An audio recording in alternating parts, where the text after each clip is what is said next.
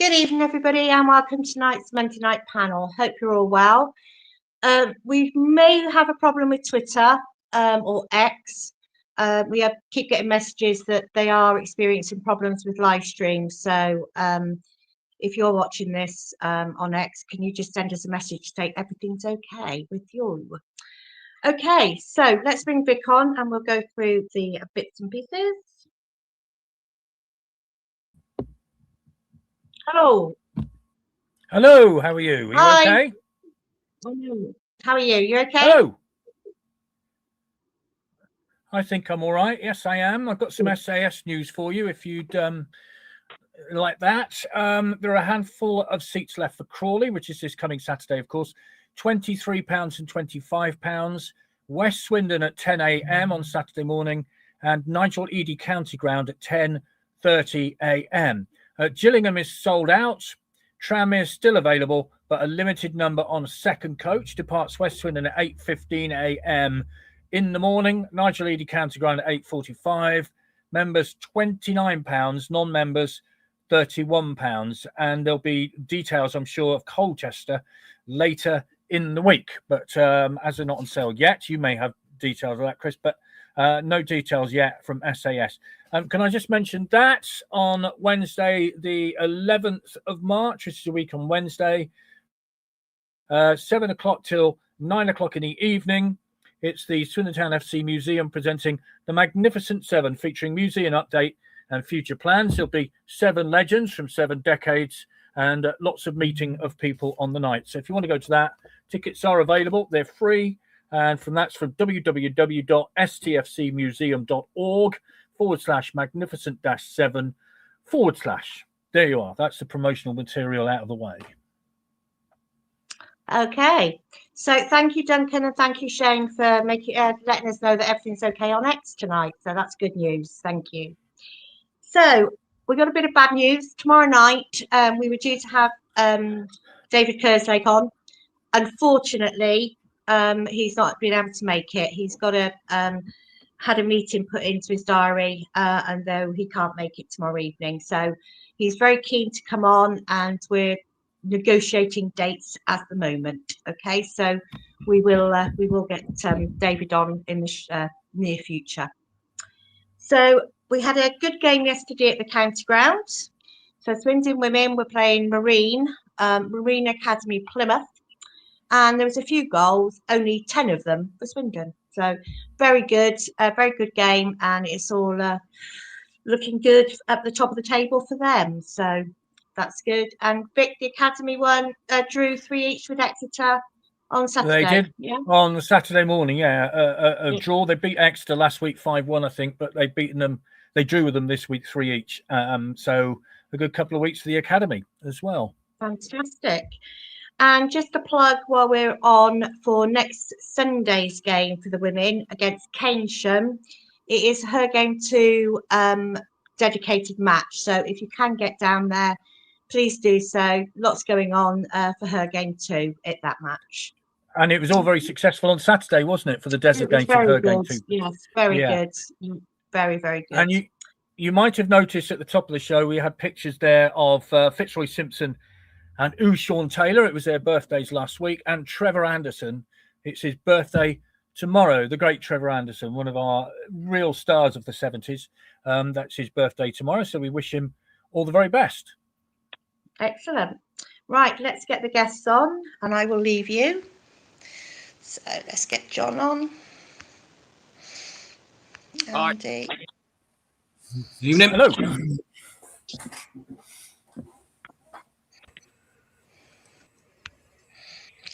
Just slot tonight takes a bit of time. Finally, Jenny. Evening. Okay, I will leave you and I will see you later. Thanks very much indeed, Chris. Welcome along. Thank you very much indeed. At some point in the evening, we will be marking John's background because I think it's only fair that after many, many months of criticising backgrounds and stuff, he will be judged. I'm giving you warning, John. Constructively. We'll see later. Anyway, thank you very much, Steve, for joining you. It's lovely to have you along. Just to explain, on Saturday, you did the 2 games in the space of about 4 hours thing, didn't you? What happened there? Well, West Didsbury and Chorlton, who I followed when I was in Manchester, were in the quarter-final of the FA Vars at Hallen in Bristol. And it was a 3 o'clock kickoff. So I stayed at Swindon until 65 minutes and then buzzed down the motorway just as West Didsbury went into a 1-0 lead.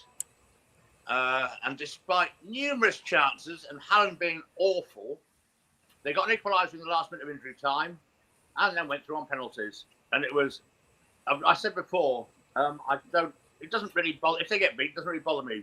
But it was like, it's an open door to Wembley and you've just slammed it in your own faces.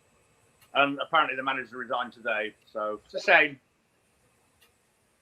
But lots of football, which is good. Oh, fair enough. Okay, well, there we are then. Thank you very much, Eddie, for...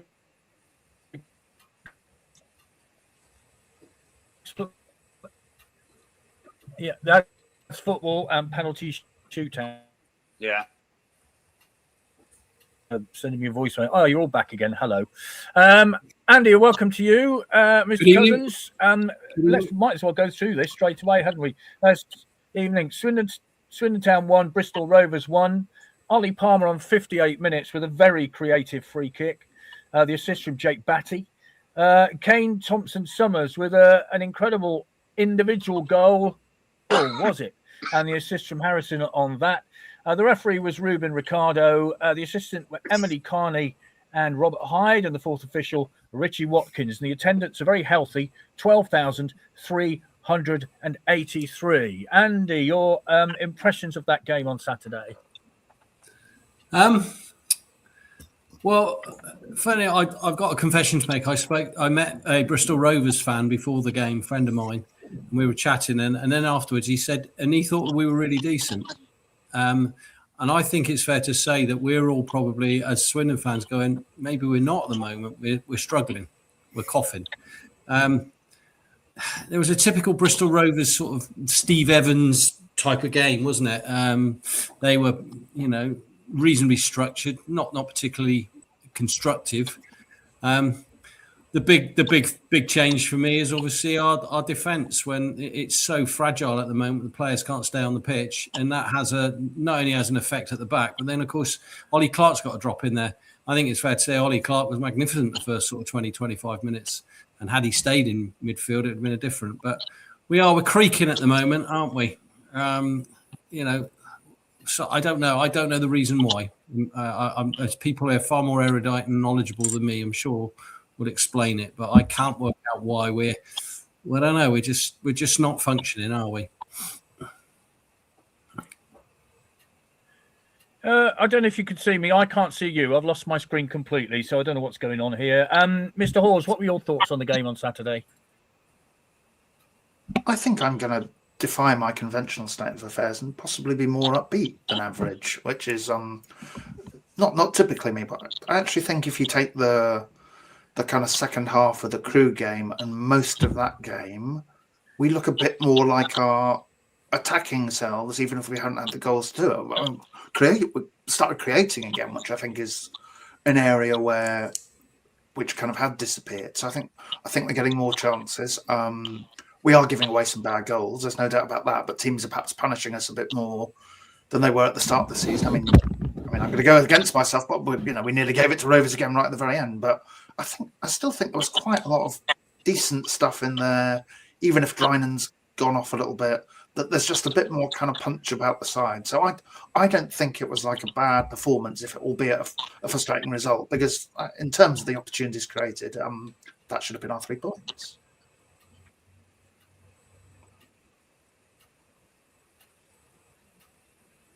It's 5 points dropped from home in two home matches, but what were your thoughts on Saturday?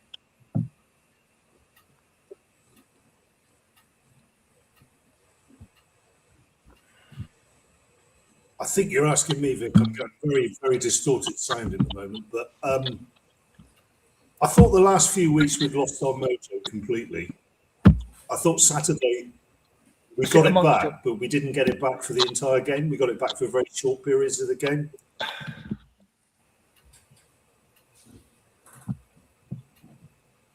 I think one of the things that I in the game was if either side had scored in the last couple of minutes and won the game, neither sets of fans could have complained about it. That game could have gone either way. And possibly by the end of the season, we may look back on it and say that was a point saved rather than 2 points dropped, which is what it felt like when we walked away. But on reflection, I think either side could have won it and either side could have lost it, and no set of fans could have complained about either. I spoke to a couple of Bristol Rovers fans before. I spoke to a lot of Bristol Rovers fans before the game because we went to the pub that unfortunately had been designated the street afterwards, and they said pretty much the same thing. Could have gone either way. Although to watch the BBC Points West coverage of the game tonight, I think they mentioned the fact that Swindon were playing in the game once in their 5-minute summary of it. The rest of the time they just talked about Bristol Rovers. So. As is their wont.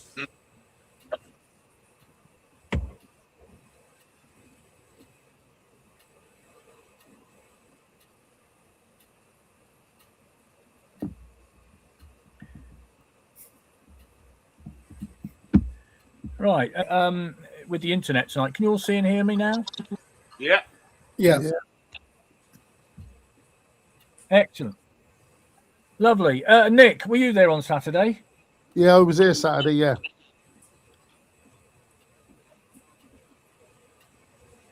What were your thoughts? Oh, sorry. Yeah, no, I thought having a bigger crowd, it was a better atmosphere. And we started off going at them, and that was better. I thought it was a better game than what it has been. Personally, I know we all have different opinions on it. A little bit different than mine. I thought we were the better team, and we'd have won it. The only thing I'd still find, there's too many changes every week. You want a settled team, and we don't seem to have one. The back four or back three gets changed all the time, and he likes to tinker a lot. But I just think sometimes you look at these teams who do well, they mostly get settled teams, especially the back line, more than anything. And ours never is. That's my only worry with that. I like Hoylett who play, but again, like most people say, I think he's better behind the front too. He wants he always seems to come out left. And you want him on the ball. He's the player who needs to get on the ball and create things for us. And I think at times he gets lost out on the left. He always wants to go out wide. He's great on the ball, with great touches and link up. But I'd just like to see more of him.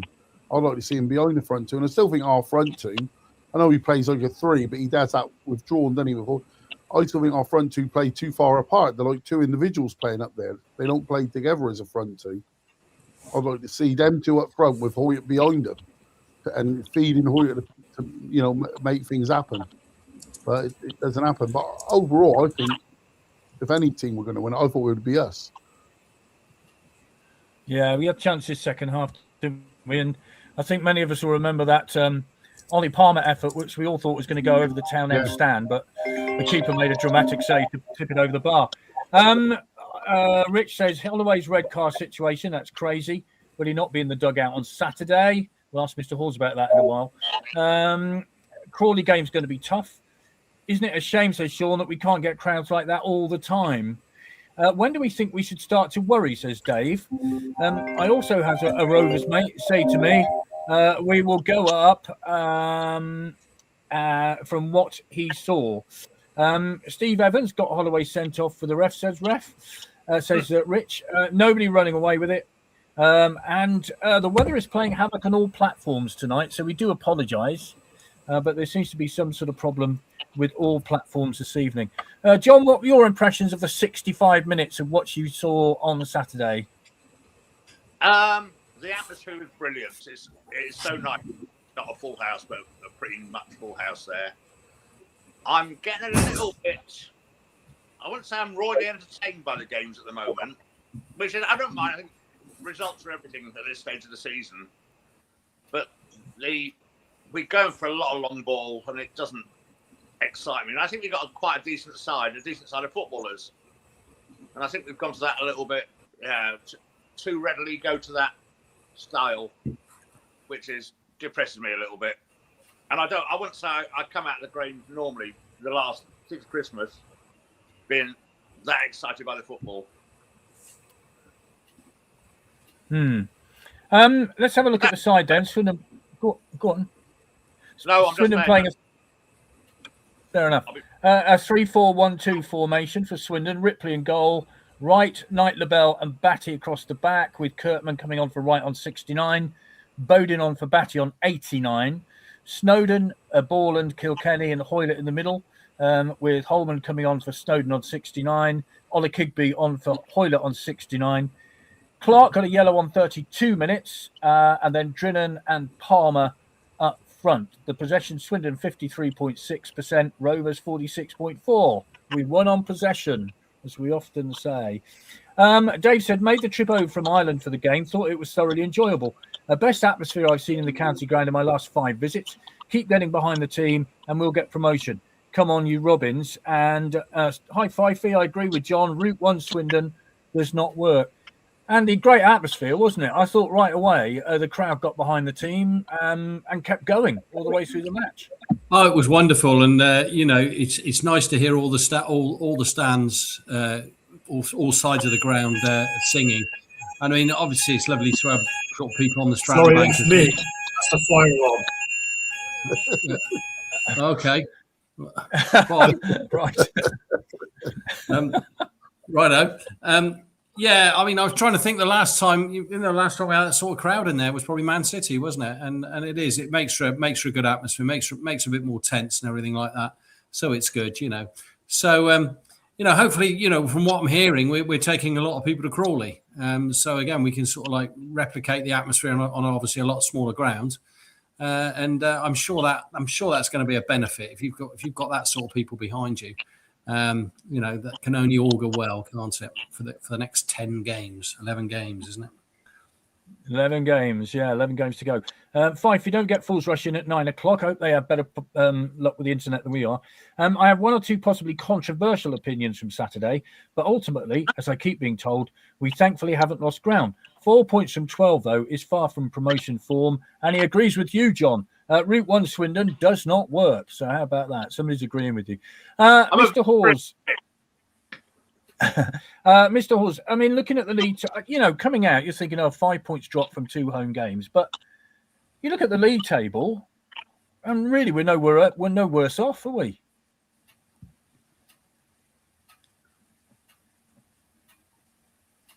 We seem to have lost you, Andrew. Sorry, that should be better, hopefully. Yeah, it is better. Yes. Okay. Yes. No, I was going to say it's very kind of Notts County to implode against Grimsby and get a man sent off and lose, and Cambridge and MK drew. So it helped a bit. Bromley have kind of got away a bit, but it's that top 5 is still extremely close. And I think I just go back to last season. Bradford were going up, then they weren't going up, then they almost certainly weren't going up. And then they score with a deflected goal or someone's backside in the 90th minute of the last game to go up. So I'm not sure there's anyone who isn't going to really kind of get away afterwards. Although I would put money on probably Bromley and MK Dons to be the top 2, but that leaves that third slot. And we've got more than a puncher's chance against Cambridge and MK, who we've still got to play. Yeah, that MK Dons game is going to be huge, isn't it? And that really is a 6-pointer, as they say. Nick, let's have a look at the top of the table then. Bromley with 68 points from 34 games, a goal difference of 23. Then come Cambridge, 64 from 34, the goal difference of 22. MK Dons in the last automatic place, 62 from 34, 29 goal difference. And then into the playoffs, Swindon with 62 from 35, so they played a game more, 16 goal difference. Notts County, 61 from 34, 19 goal difference. Then come Crewe, 56 from 35, 11 goal difference. And Salford in 7th place, 55 from 33 with 3 goal difference. I mean, that's really tight, Nick, isn't it? I mean, each game now is crucial. Yeah, each game is, like say Crawley Saturday, we have to win there, to run there on. We have to beat them. And then the following week, MK Dons, we've not got a great record against the top teams, but we have to change that. We have to beat them, a draw, especially Jaw's not good if we have to beat MK Dons to really put our mark on that. So if they beat us, and that will probably kill us for an automatic in a way. I know there's still a lot of games to go, and it does make you laugh, as you said. When I saw the game Saturday and we drew off our crop, we dropped 2 points. Then Notts County, like Andrew said, I honestly thought that was a banker of a win. I couldn't believe it when I saw they lost. So, results are going funny, but you really think we have to beat MK Dons. We have to get the win. We've got to start beating those ones around us now. Yeah, it's going to be a huge game a week on Saturday. But first, Jamie, of course, a little matter of Crawley, who really are in serious trouble. They got beat 2-0 at Oldham on Saturday. And, you look at the bottom of the table, you've got Newport at the bottom, 25 points from 34 games. Then come Harrogate, who've picked up 27 from 35. Barrow, 27 from 33. And then Crawley, just a point outside the drop zone with 28 from 35. And the last 6 games lost, drawn, lost. So, it's a huge game for us, and equally so for Crawley. Absolutely, but it's that banana skin bit, isn't it? But I think at the end of the day, it's in our hands. If we play anything like the potential we've got, then we should be able to comfortably deal with these teams. I think the frustrating bit is we still haven't put 90 minutes together, and I think you can count on half of one hand this season that we've actually put a kind of a total performance together. We've either blown someone away and then it's been a terrible second half, or we've kind of come back from behind. I think it's just we need to start controlling those games, and that's the bit for me. I don't think it was a bad performance on Saturday. I think the frustration was that we're giving away silly goals, and I don't know about anyone else, but as soon as that guy picked it up and started running at our defence, he was only ever going to go one way. It was left. And we seem to be quite happy to usher him towards his left foot, and he's only got 1 foot. So as much as they can laud about the fantastic goal, I think there was some angles from the Bristol Rovers supporters I saw online, and it made it even worse because we literally guided him between our 2 defenders. I think it's cutting those mistakes out, or those bits that put us under pressure. But from memory, I can't remember, Andrew, what the stats were. I think was it 13-1 for corners or something? Yeah, it was pretty rude. Yeah. It's taking some of those chances and some of those possessions. I think Drinnan, as someone said, is going through a bit of a strange patch. He kind of looks like one of those that just needs it off his backside or something, because it's not running for him. Whatever he was going to do on Saturday, he could have been there all day, I think. But at the end of the day, I think for me, the chopping and changing, I agree with what was said earlier. We've got 11 games, whatever it is, to go now. Mostly weekend games. We've got to find a team that works. And stick with it. And if we are going to play the kind of sub finishers idea, then why aren't we going hell for leather for both halves? It seems like we're spending the first kind of 20 minutes, half an hour, just making sure we don't lose, kind of easing our way into a game. And if we are going to always bring the 70-minute kind of brigade on, why aren't we busting a gut in the first half to blow away as well, and then knowing we're going to change it? That's the bit I find kind of strange at the moment, is how we're approaching it. Yeah, I'll get Nick's view on that goal in a little while, because if you look at it, it's a great individual goal. But then you look at the defending and there wasn't any, basically. I mean, he curled it into the far corner. Beautiful goal. But, hey, there were 3 people around him and none of them stopped him. So we'll get the coach's view on that in a minute. Gary says, I thought we played well. We didn't seem to make the right pass at the moment. If Ola Kigby squared to Palmer, goal all day. Long, I suppose, it's experience. Hi, Jamie. Feels like next 2 games are season defining, but then feels like every game's been a cup final for a while now. But if we lose to Crawley, I think autos are gone, whatever the table might tease us with. Judging by contribution to their goal for his no-nonsense approach to defending and overall willingness to tackle, I said that recently Jamie Bolton, probably our last good performance start to finish. Bolton, our last start to finish. Yeah, I got that bit. Right, let's have a look. Here's one for the panel, right? I'll start with you, John. Why do they think Holloway keeps putting our best midfielder, Ollie Clark, in defence? I don't know.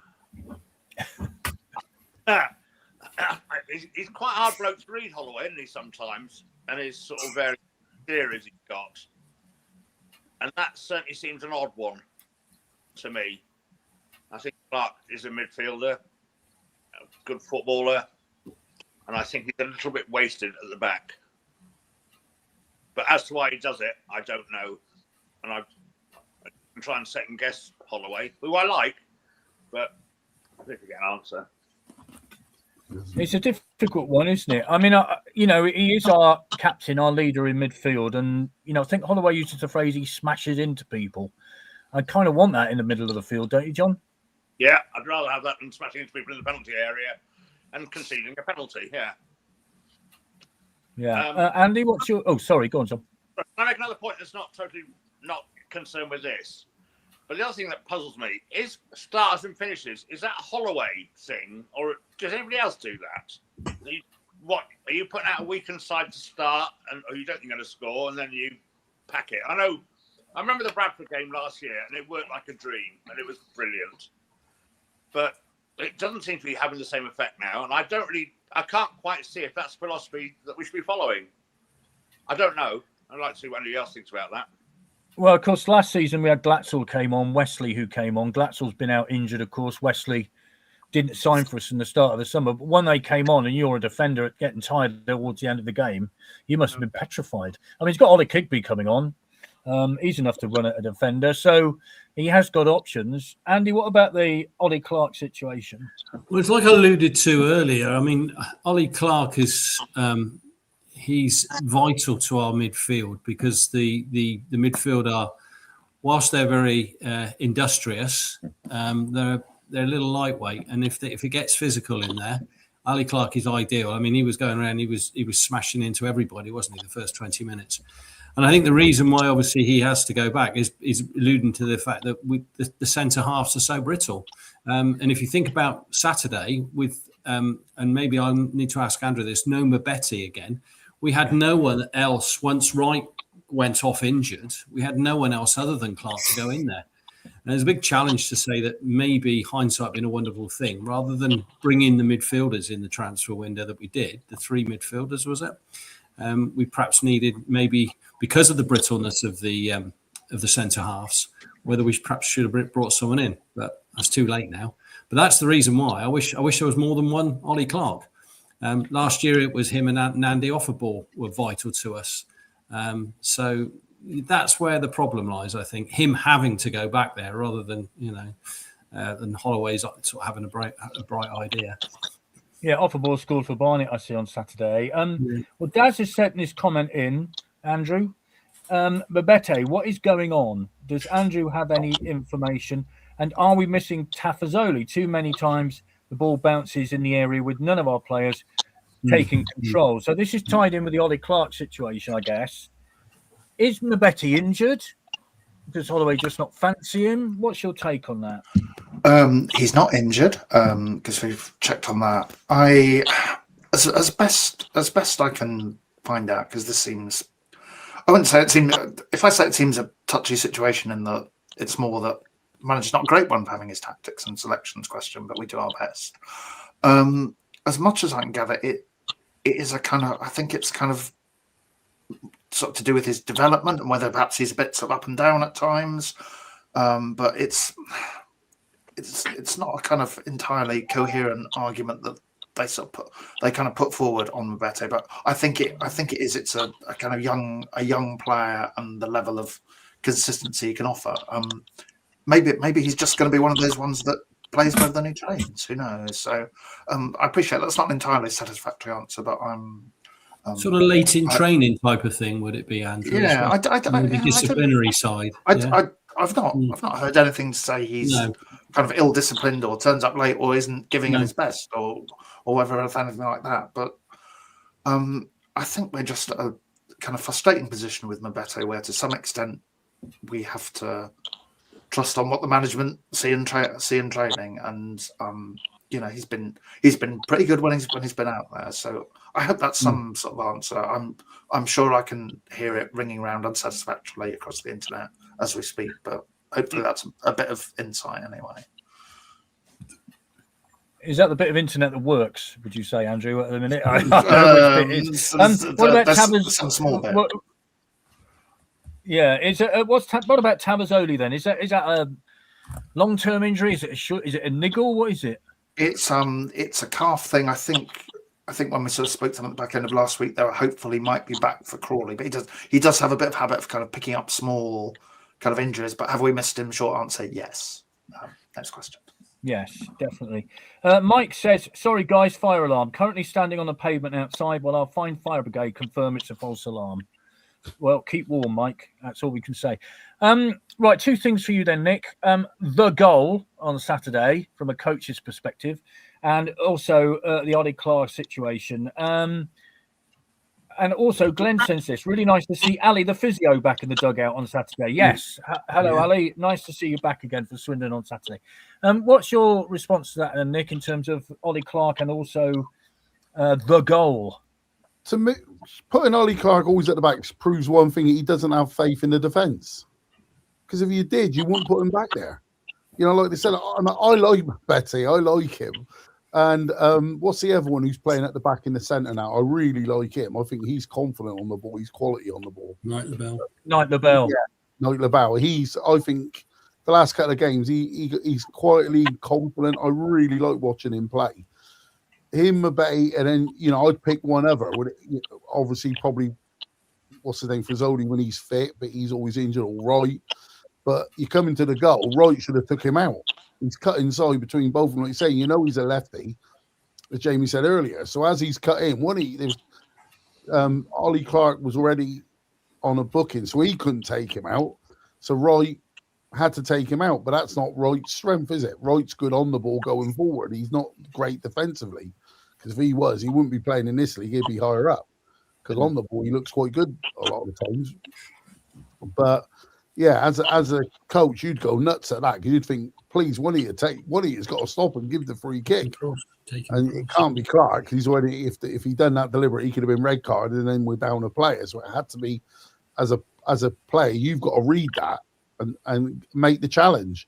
Even if you go for the ball and you nudge him, you hit him, you might not foul him, you might just put him off so someone else can pick the ball up. But there was no challenge. It's like, go on then, in you go, have a little shot. And the fair play to the player, he took it well. It was a good goal.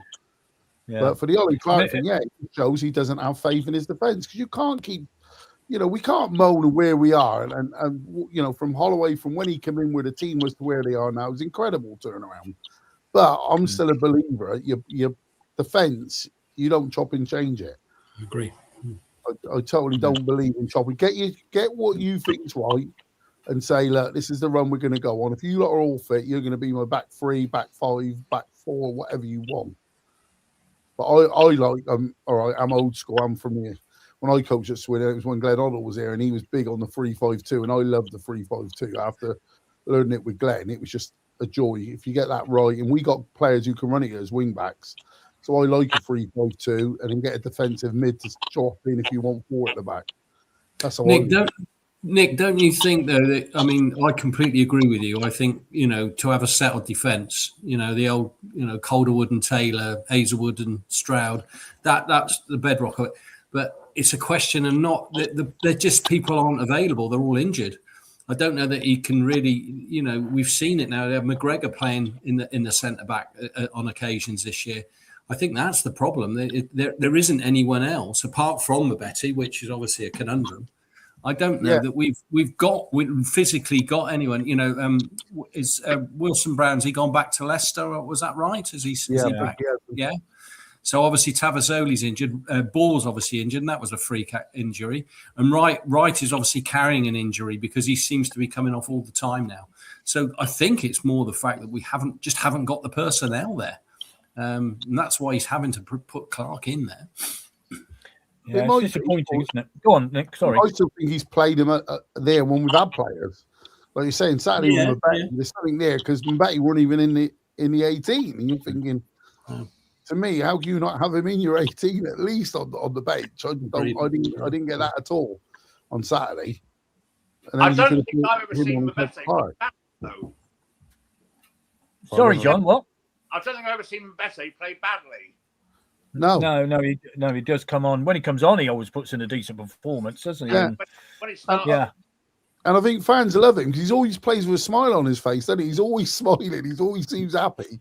He does things and he's smiling all the time. But Betty, I just like watching him play. He always plays with a smile on his face. Yeah. But, you know, we're not the managers. That's why Holloway gets paid the big bucks, as they say. Well, Adrian says, I'd love to see Mabete go to non-league to get game time. Taff back Saturday, who doesn't deserve to be in the squad, adds nothing. Okay. What happened to our corners on Saturday? Did Holloway leave the stadium on Saturday when sent off? Did he leave the stadium, Andrew, or did he stay in the stadium? Where did he go? I think he stayed in the ground as far as I'm aware. Yes, but we didn't see him afterwards, obviously, because one of the good things for his perspective about having a red card is he doesn't have to do the media duty after. Yeah. We don't know about suspension yet, do we? If he is suspended, I would assume he's got a touchline ban for the weekend. I think that's how it works. Yeah. Hi, Peter. Thought Kurtman did okay when he came on. Darren says, have to agree, this starting side and finishing side is utter nonsense. It's not rocket science to put your best side out to start, and that means players in their right positions. I'm starting to lose faith in Holloway. It's not rocket science. Jamie, what are your thoughts? We're fourth in the league, as I've said already.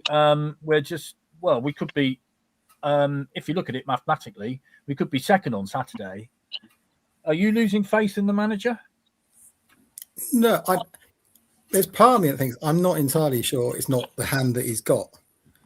I think it's a byproduct of the recruitment, to be honest, because I don't think we've ended up recruiting players who can play 90 minutes and who can play twice a week. So I don't look, he's been around for 1,000 games, whatever he's done, he's played his entire career. The guy's no idiot. I do wonder whether he's trying to nurse through what he knows he's got as a slightly dodgy set of players. And not in their skill set or not in their quality, but in the fact that he just can't rely on the fact that they're going to last 90 minutes or that they're not going to keel over if he plays them twice a week. So I wonder whether that is part of it. I agree exactly what Nick and everyone else was saying about the Clark thing. To me, is he's got absolutely no faith in leaving the rest of them to manage that back line, and whether that is from a leadership point of view. And we talked a lot at the start of the season about those young players and was there enough talking going on? Was there enough guiding each other through the game? I think the one thing Clark does is he leads that line. But the trouble is, when he does that, you lose him doing exactly that in midfield.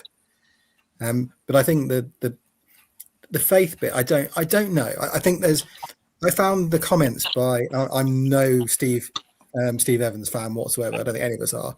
I found his comments post-match really interesting when he said he knows Holloway really well, and that wasn't the normal Holloway that he knows, and that he was on edge, and that he was someone he wanted to speak to because it didn't feel like the normal personality he knows. I just wonder whether, ever since Luton, everything that's gone on has ended up with this, whether it's bunker mentality, whether it's the world against us, whatever it is, it seems to just have created this weird kind of atmosphere behind the scenes. And I know that we'll go back to Wenger and Fergie and whatever that all created this kind of us against the world thing, but it does feel a bit like something's just a bit wound really tightly behind the scenes. And is that leading to Holloway getting sent off, or to the arguments on the pitch? Or I don't think it's anything that's majorly wrong. It just feels like there's something that's a little bit about to explode, and not quite sure what it is. And hopefully, do you think it's because of the pressure towards the end of the season? Because there is a lot of pressure on them now, aren't there? They've been in a great position all season, and it can go one of two ways now, can't it? You either go up in a glorious puff of smoke and go up to League One, or you go down in a terrible puff of smoke and don't go up to League One. I mean, there's a lot of pressure on them now. Which is why I think it's weird from a fan's point of view as well. Let's be honest about it. I'm probably the same as everyone else I've spoken to, that this feels very weird as a kind of season. If you look back to all of the other promotion seasons where it's felt like it's really exciting, you're really excited for the next game. This feels like we're so desperate to get out of this godforsaken league. Everyone is so nervous. That's where the negativities come from, is the fear that we won't, and we'll have to put up with it again next year, I think. Oh, don't even go there. Let's have Paul says, I agree with Nick. Hoylett should be playing in the old Acre role behind the front two, wasted out wide, and made it 1-1 on Saturday, totally on top, only a matter of time before we score again. What does Holloway do? Makes 3 substitutions, drops Clark into the back, 3 lose our grip on the game. And yet we have one of the biggest squads in the league. What about Harry Smith? Well, as I understand it, he's coming up for the last game of the season. Is that right, Andrew, as far as you know? I think that's what he said to the good people at Sky. That's his ambition, but I don't think we're. If our promotion challenge relies on Harry Smith, then that's a little bit risky. Yeah. Mike says, I'm guessing he doesn't trust Mabete. Yes, he did say I stay in the stadium. I saw him after the game. John, how nervous are you at the minute? I mean, I know you've recently come back and you're a half-season ticket holder. You tell us that enough. How nervous are you? If you say how confident am I, not that confident. I think I got on to you at the start of the season. I said I thought we'd be done by Easter, up by Easter. And it's not quite turned out that way. I'm more hopeful than confident, I think, is how to express it at the moment. Oh, God, I just hope to God we get out of this division. I really do. But one quick point about Holloway. Do you think he got sent off to avoid having to meet Steve Evans after the game? I think it was the jacket he got sent off for. Yeah, and it was an extraordinary jacket. Yeah. We've all got one of those in our wardrobe, haven't you, John? You got one of them in your wardrobe? Not anymore. Used to have quite a lot of them, to be honest, but not now. Can't get the size. No. There were extraordinary things. He seems to want to be a goal down, and then he stacks and racks and hopes to be the hero if we win. Happened loads at the end of last season, and fans think, and he thinks, he's the hero with the great subs. Teams have cottoned on. Thanks, Adrian. And Jamie says, I think part of the problem is an ironic one, in that we have too many options in a way. That is surely the biggest squad since the Di Canio era. So it's too tempting to constantly tinkle and adjust. I think Holloway thinks it's quantity over quality. I mean, Oldacre hasn't even made a squad, I don't think, since Shrewsbury. And is that a problem? We did seem to have a lot of players, and it's very difficult. I mean, if I remember back to the Di Canio days, he kind of stuck upon the best formation by accident because of injuries. Didn't he put McCormack into the back four, or whatever it was? And he kind of came across that by accident. But and also, if you think back to the World Cup in 1990, it was the same thing with Bobby Robson. He came upon a structured side by accident. Yeah. So, what are your thoughts on that? I'm a bit old school here. It's a bit like Nick said. I like to see a structure. Now, I do respect the fact that it's dependent on who's available, whether you play 3 at the back, 4 at the back. I don't subscribe to worrying about another team. They should be worrying about us now, especially at home. So we shouldn't be sort of second guessing what they're. If we set up, that's up for them to worry about. Yes, we have got a big squad, but we've got an awful lot of similar players. I mean, if you think up front, we've got the 3 forwards up front. I would like to see, for example, again, old school. You've got Palmer up there. Palmer's skills are he's got the ability to hold the ball up and lay it off, but no one's close enough to him. But him and Drilling don't work close enough together. But you should work on that. If you're going to play them 2 up front, you play a winger. That's old-fashioned. And it's got to the point in this season now where you can't be too sentimental, worried about what people think because they're not getting a game. You pick your best 11. Old school. I don't know what our best 11 is, though. If I'd sat down and wrote it, I couldn't honestly tell you what, because it has been tinkered so much. I don't really know. Ideally it has to be Clark in midfield, but unfortunately he's had to come back because of the injuries to the defenders. So it's a difficult one. But try to keep some structure. And one final thing I will say: the issue about him getting sent off on Saturday, that seemed to have a bit of an issue with the substitutions, because obviously then they're having to communicate, upstairs. Those substitutes were hanging around for a long time. Again, get them on the field quickly. I think they were hanging around for about 5 minutes. It's sort of like, people are looking over going, am I going to be substituted and everything like that? And sadly, this time, it didn't seem to have the effect that it often does. So, it's all, let's go and get a win on Saturday and the world will be a rosy place again, man. Yeah. Shots on Saturday, Swindon 16, Rovers 10. On target, Swindon 6, Rovers 3. Goalkeeper saves, Swindon 2, Rovers 5. Corner, Swindon 13, Rovers 1. Not many offsides, 3 to Swindon, 0 to Rovers. I mean, let's praise the goalkeeper, Andrew. I don't know about you, but I thought Palmer's shot was going to go over the top of the town end and end up in the car park. He obviously knew different, and the keeper made a fabulous save. I mean, let's praise the goalkeeper because he did do well, didn't he, on Saturday?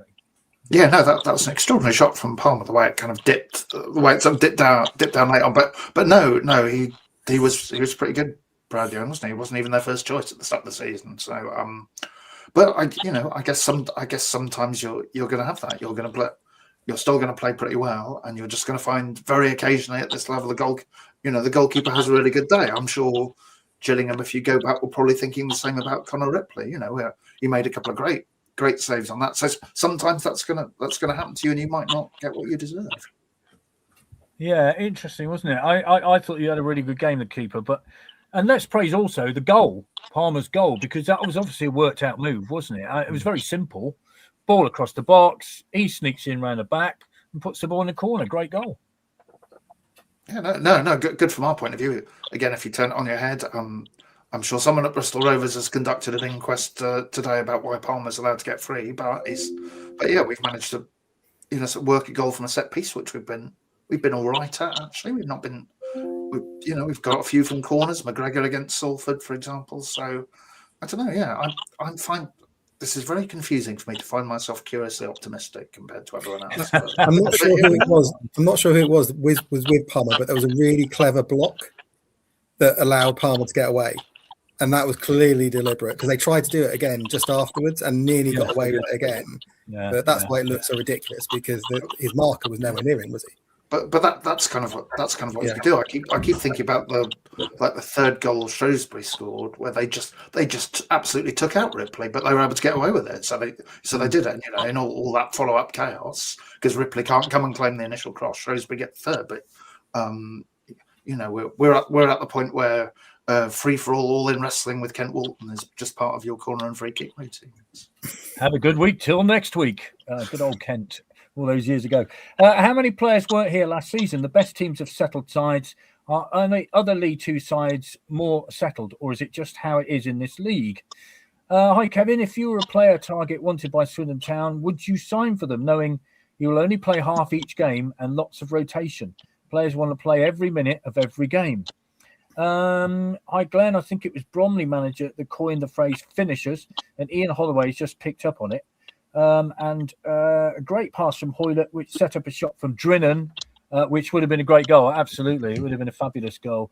I mean, it's American issues in baseball and all that kind of stuff. It is a kind of American thing. Yeah, I know a lot of them pick up tips from that, and it drives me nuts when you come out with stuff like that. You have your stars, and if they do well, they stay on. And then if players get tired, you look at what. As a coach, who's getting tired? Do you need to make subs? Or if it's not going well, where ain't it going well? And how can you bring your subs on to make it different?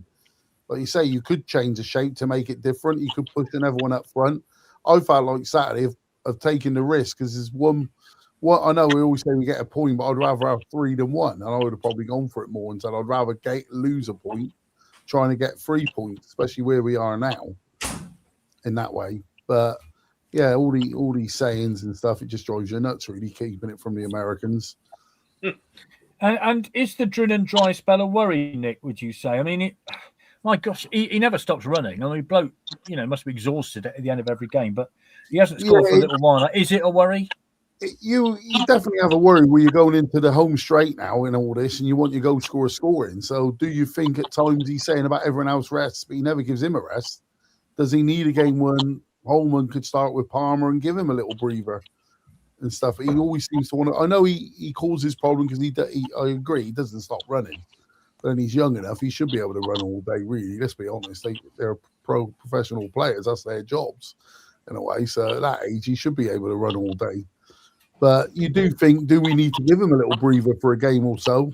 Maybe give him a little kick up the backside and say, all right, because you're our top goal scorer, you're not always guaranteed your place if you're not doing it at the end of the day. That's what your job is, to score goals. If you're not doing it, maybe you need a little breather because you're not performing at the moment. It might give him a kick up the backside. Who knows?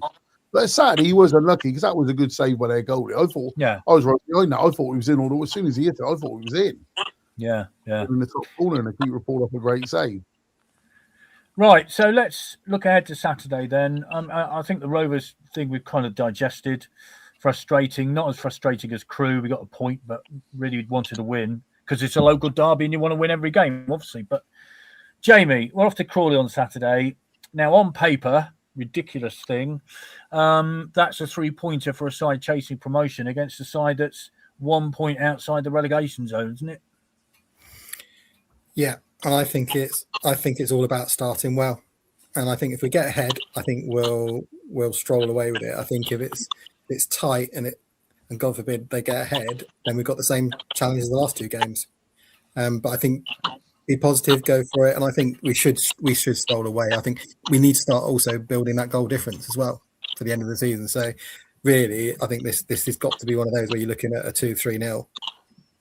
And you also wouldn't want to go into the MK Dons off the back of a defeat at Crawley, would you? No. But I think it's going to be a different game. I mean, at the end of the day, they try to play football. And the last few games, we've been up against teams where we've got dragged in, as someone said, dragged into that long ball game. Hopefully, this will be more one of those where we actually get it down and try and play the game we know we can. Actually, on long ball, Swindon hit 73 on Saturday. Rovers hit 90. So there you are. Rovers by a considerable distance on that one. I mean, it's a funny old place to go as well, isn't it, Jamie? Because we're in that sort of postal box of a stand where you have that very strange view. So the definition of a horrible place to go. Yeah, like quite a few of them. Yeah. Yeah, I mean, it's we've had some great results there. 4-0, I seem to remember, as a few years back under Richie Wellens. But it is a very odd place to go, and you just don't know, do you?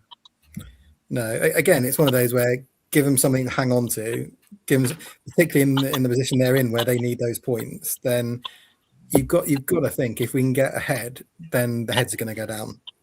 You know, they're not on a good run. And actually, then you make them chase the ball. But I think we've got to look at it as don't sit back for that first 20 minutes. Don't try to ease our way into the game. But actually, let's go and blow them away for the first 20 minutes because I think if we get ahead, I don't see them coming back again. I know that McCurdy wasn't in their squad on Saturday. Ronan Darcy was because he's obviously signed recently. John, you're going to Crawley. I know you are. So what are your thoughts on it? You, yeah, I'm looking forward to it immensely. Unlike you, probably. Yeah, I've got a feeling it's going to be rather like Cheltenham away. I think it'll be quite. God, should I say this? I'll be comfortable. I think. Yeah, I've got that sort of. I think they're a similar club to sort of Cheltenham, similar size. Richard Walden Road's a bit nicer. But I've never been to Crawley before. I've been to Crawley, but never been to see him play football. So I'm quite looking forward to it. I think it's number 86 on my list of grounds now as well. Although that changed this season, sadly. They've got a nice bar there. That's all I can say. So you can go in there beforehand. It's very comfortable. Well, but I'm not going on the coach. I'm driving up because I've got other people to think of it. Yeah, selfless as ever. Fair enough. What sort of result do you reckon they'll get? I think we'll get 3. I mean, goals not put 1 points, but I think we'll get 3. I think it might be. So, like you say, they're a more attractive side than some of the stuff. Although Crewe weren't that attractive, were they? They normally were. No. A good bet down. Yeah, so hopefully it'll be open. Hopefully, and it'd be nice to see McCurdy there anyway. So I always like to see. He's one of the sort of favourite old boys, isn't they? Yeah, I actually, it was interesting what you said about Crewe. They were grittier than normal, weren't they? Yeah. I thought they were a grittier Crewe than we've seen for a long time. Andy, Crawley away on Saturday. Difficult one, banana skin, whatever you want to say. Yeah, and they were quite decent down at ours, weren't they? They were. We sort of a 1-0 win, but they weren't the worst side that we've seen this year. And obviously they'll be fighting for their lives. I think someone alluded to the fact, let's try and get the first goal. That's been the problem for quite some time. And yeah, get out there and they're more worried that they're fighting for their lives. That Harrogate and Newport are they've had a bit of an improvement and Shrewsbury have an improvement. So yeah, let's go and scare them first 20 minutes. Let's get really in their faces and see if we can get a goal. And then it should be a comfortable day. But you never know with Swindon Town, do you? You don't. I mean, Crawley, of course, have gone through the glory of a promotion via the playoffs. And then relegation last season and possible relegation again, Andrew. I mean, Steve Hale, of course, who you know well, he was there during the playoff campaign, wasn't he? And and Scott Lindsay, whatever people might say about Scott, a thoroughly decent man, and you want him to do well, although not on Saturday. What are your thoughts on Saturday? Yeah, I also remember him using the term finishers once or twice as well. So while we're going back on that, I think we should have enough. If you want a stat and you think we're bad against the top sides, I was just looking today. Crawley have not won a game against a team in the top half this season, let alone the top 7. So that's kind of where they are. And I think when you look at look at Harrogate a little bit, and you and kind of Shrewsbury, the sort of sides who are showing a bit of form down the bottom, they were a bit more about kind of grit than trying to play, and you still assume that Crawley are trying to play. So I do feel like we'll come away with some sort of win. It may be tighter than we'd like, because that's a little bit the nature of things. But if we can do that, and then at the very least not lose against MK, I don't think that's a bad kind of return. But yeah, I feel like we'll get it over the line somehow on Saturday. Well, I really hope you're right. Total crosses on Saturday, by the way. It's an interesting one. Swindon 30, Rovers 7. There you go. Chuck that one in. Nick, I mean, Crawley, yeah, it's one of those, isn't it? As a coach, how do you approach it? Get out there and have a go? What do you say? I think, like we did Saturday, take it to them early. We've got to be the team. We're at the top. They're at the bottom. They've got to fear us. We can't be fearing them. We've got to go at them. We're going for promotion. We got to get the wins. We got to take it to them. I just looked. I see McCurdy. Is he injured? Because he weren't even on the bench on Saturday. No. So I'm wondering if he's not. Because against us, he'd probably nick one, because he always, the fans do like him the way he plays. He's the player you love to hate, isn't he? But for us, we loved him when he was here. But yeah, I think we've got to take it to him. Go again, like I said, I'd like to see Hoylott play behind the front too. You feed him the ball, let him do the tricks, and then he can pick the wide players, the front players. We've got to get him more involved if we want him to. And surely he wants to get more involved. He wants to go to the World Cup. So at the moment, you wouldn't say you can see his quality about him, but he's not doing enough to warrant that. So he's only got 12 games to go to get his place for the World Cup. Yeah, McCurdy has an injury at the minute. A back nerve or sciatica, allegedly, says Daz. Do you know anything about it, Andrew? Have you? I haven't fully dug into my research this week, but no, he's not been playing for a little bit. I mean, half of their promotion side seem to be back there playing, but it's not doing them any good. Yeah. Okay. Right. Well, we wish McCurdy well, because I think Jamie, he's one of those players, isn't he? You look back on fondly, because he had that golden season with us, and it's all gone a bit wrong since.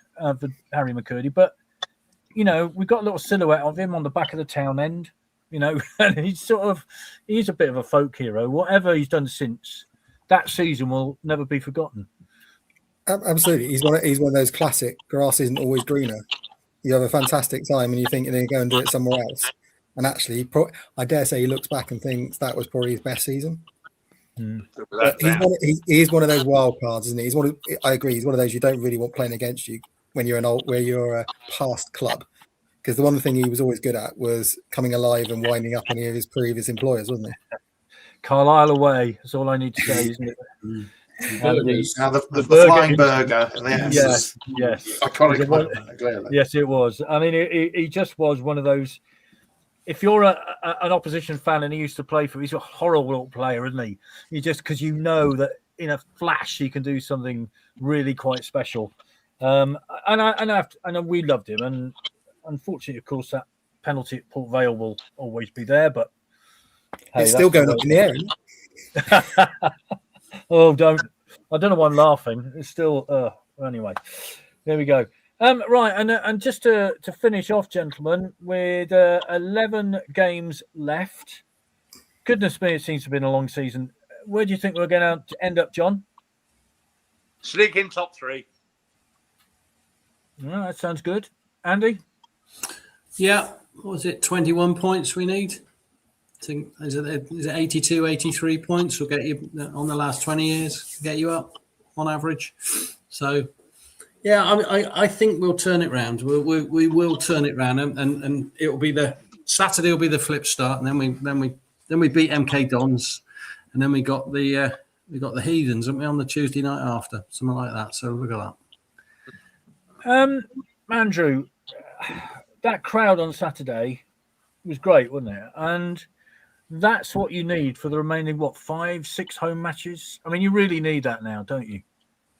Yeah, no, I think that might have been one of the things that's kind of perked me up, the energy of that, and seeing it so full, and seeing, was it Jamie who kind of just had the idea to get the ticker tape going, and that seemed to, kind of inspire everything off to a degree. So, and I think the size of the away support for the last few games, Shrewsbury and Barnet, and clearly they're whizzing through the tickets for Crawley has been excellent. So if they can keep pushing the team on and have an impact, which I think they did at Barnet as well, that tremendous noise from that, then it all helps. So hopefully they can get people in a bit quicker than it looks like they're able to do on Saturday.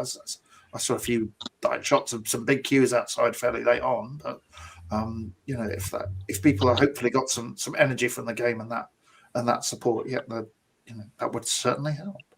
And your thoughts on where we might end up? I'm still going to cluck my way through this and say we're going to be sweating on the last day, one way or the other. Okay. Should go no further. Chesterfield at home. Nick, what are your thoughts? Where are we going to end up? It's an hour, and I'm always positive. I always try and look at my glass half full. So I'm going to say we're going to make promotion. I really am. I want to.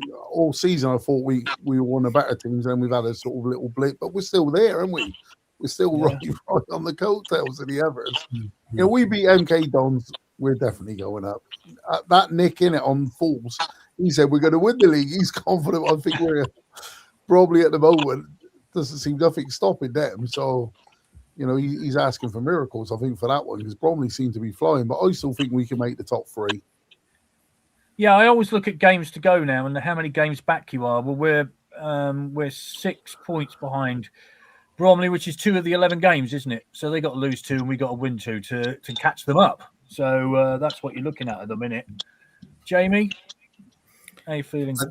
I think go into the last game with automatics in our own hands.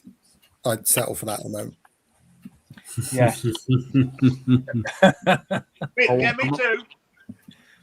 Sorry? You don't want to beat 6-0. You want to beat Salford 6-0 in the playoff final, as Holloway was asked the other night. Yeah, I don't particularly want to play Salford again this season. So Or indeed, Salford are sinking, aren't they? Though they've lost 5 now on the trot. They won. Yeah. The weekend. Yeah, they won at the weekend. They won the weekend. It's a big night tomorrow night, isn't it? A lot of teams playing tomorrow night. Yeah. But we won't be affected by tomorrow night. I think I'm right in saying, Andrew, will we? We'll stay 4th no matter what happens tomorrow. Yes. I think that's the case. Yeah, I think it's Bromley and Salford are playing. I think. Yeah. Hi, Danny. Can't understand why we don't start Hoyler and Ola Kigby on the flanks. Thank you very much indeed. Thank you all very much indeed for your comments. Really sorry about the internet tonight. It's been a bit chaotic, to be fair, and it's a sad moment for me because this is the end of this book. I'll have a new book next week. After many years and many years of pages of research, that's the end of this book. Can we have a moment? Thank you. Thank you. It's been a good book. Good book. Well done. Thank you ever so much, everybody. We do apologise for sound quality tonight, and also my error in making the heading of this the 3rd of March. I'm a day ahead of myself, so I do apologise for that as well. So Vic and I will see you next week. And we will see anybody that's going to Crawley at the weekend. Hope this nice weather stays, and we will see you soon. See you later. Bye-bye. Good night. Cheers. See you later.